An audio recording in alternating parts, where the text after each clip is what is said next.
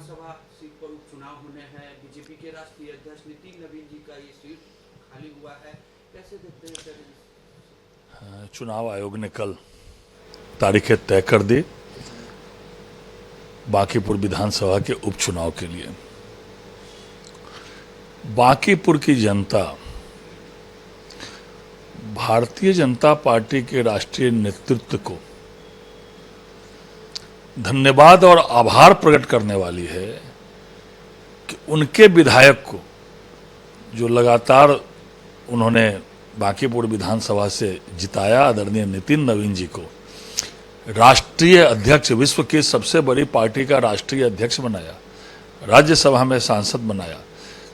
और जितना काम आदरणीय नितिन नवीन जी ने उस क्षेत्र में किया, तो उस क्षेत्र की जनता आदरणीय प्रधानमंत्री जी का, आदरणीय अमित शाह जी का, भारतीय जनता पार्टी के केंद्रीय नेतृत्व का बांकीपुर सीट से एनडीए के उम्मीदवार को जिताकर आभार प्रकट करना चाहती है कि मेरे विधायक को आपने पार्टी का राष्ट्रीय अध्यक्ष बनाया और अभूतपूर्व मतों से बांकीपुर उपचुनाव में भारतीय जनता पार्टी जीतने वाली। जितना सारा काम हुआ है बांकीपुर में, और अभी भी लगातार हमारे राष्ट्रीय अध्यक्ष बनने के बाद, राज्यसभा जाने के बाद भी जब भी उनका बिहार दौरा होता है, बांकीपुर की चिंता वो नहीं छोड़ते। बांकीपुर की जो समस्या है, बांकीपुर की जो योजनाएं बाकी है, इसलिए वहाँ जो भी भारतीय जनता पार्टी एनडीए समर्थित प्रत्याशी होगा, अभूतपूर्व मतों से जीतने वाला है।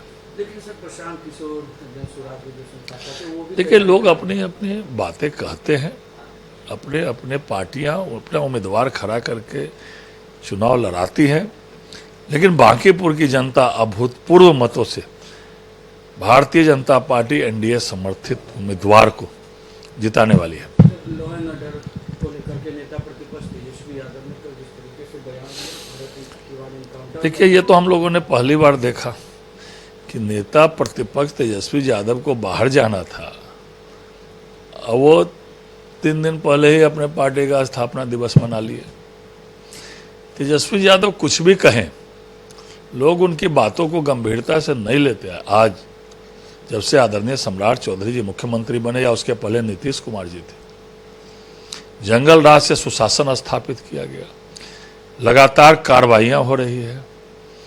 जो अपराधी मान नहीं रहे या पुलिस पर हमला करते हैं, उन पर इनकाउंटर हो रहा है, और विकास का काम भी लगातार। कल आपने देखा, माननीय मुख्यमंत्री खुद जाकर मेट्रो के 2 स्टेशन का शुभारंभ किए। लगातार विकास का काम हो रहा है।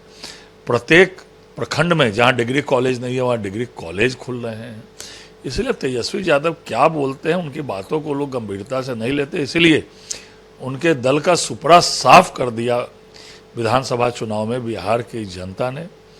और वो क्या बोलेंगे, जब राजद की सरकार बिहार में थी, अपराध और अपराधियों को सत्ता का संरक्षण प्राप्त था, लालू यादव जी सजा याफ्ता थे, देश का सबसे बड़ा घोटाला किए, और जब जेल जा रहे थे, उन्होंने मुख्यमंत्री किसको बनाया?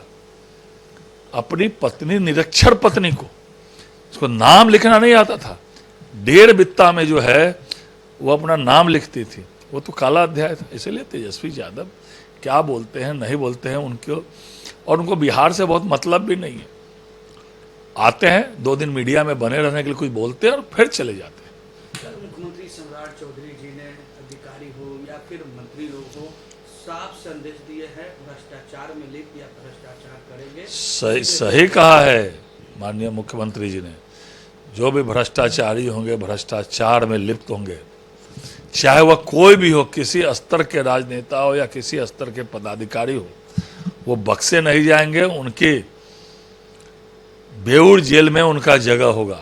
सही कहा है माननीय मुख्यमंत्री जी ने। अभी आगे मानसून सत्र में, जो पिछले सत्र में एक बिल आया था कि जो भी जेल जाएंगे सर्टेन दिनों के लिए, चाहे वह प्रधानमंत्री हो, चाहे मुख्यमंत्री हो, चाहे मंत्री हो, उनको जो है पद से हटना ही होगा और उन पर कार्रवाई होगी। ये भी बिल पिछले सत्र में आया था, लेकिन उसको ज्वाइंट पार्लियामेंट्री कमेटी को दे दिया गया। संभवतः शायद मानसून सत्र में वो बिल भी आए। महाराष्ट्र में सर विपक्षी दलों में फेरबदल के बीच कांग्रेस और एनसीपी के विलय पर बातचीत चल रही है। कि अब क्या है, विलय करें, क्या करें, लेकिन ये सब दल आम जनता के बीच में अप्रासंगिक हो गए हैं। चाहे वह कांग्रेस पार्टी हो, चाहे जिन जिन दलों की बात आप कर रहे हैं, आम जनता के बीच में अप्रासंगिक हो गए। इसीलिए दूसरे दलों में भी जो अच्छे जनप्रतिनिधि हैं, वो भारतीय जनता पार्टी, एनडीए की रीति नीति, प्रधानमंत्री जी के कार्यों को लेकर वो भारतीय जनता पार्टी और एनडीए में आना चाहते हैं और आ भी रहे हैं, वो आपने देखा है।